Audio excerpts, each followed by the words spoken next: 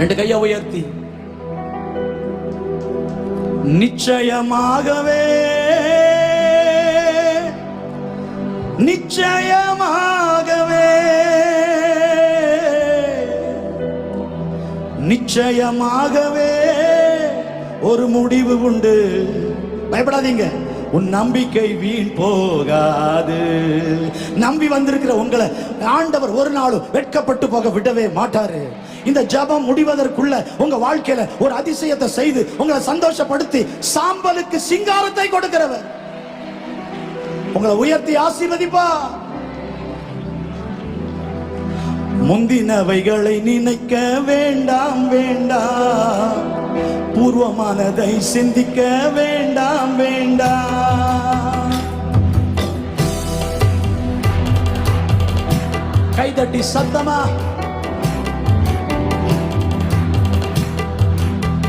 முந்தினவைகளை நினைக்க வேண்டாம் வேண்டாம், பூர்வமானதை சிந்திக்க வேண்டாம் வேண்டாம். புதிய காரியத்தை செய்வேன் என்றாரே, இப்பொழுது தோன்றும் என்றாரே.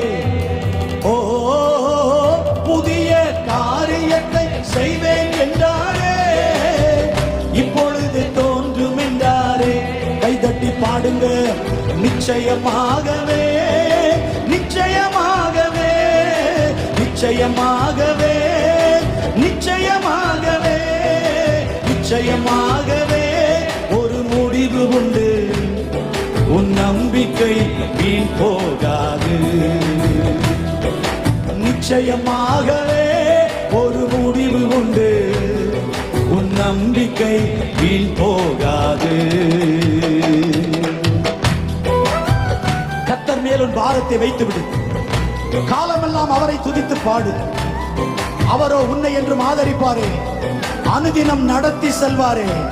4 மாதங்கள் மட்டுமல்ல, நம்முடைய ஆயுசு முழுவதும் நம்மை நடத்த ஒருவர் வல்லவராயிருக்கிறார்.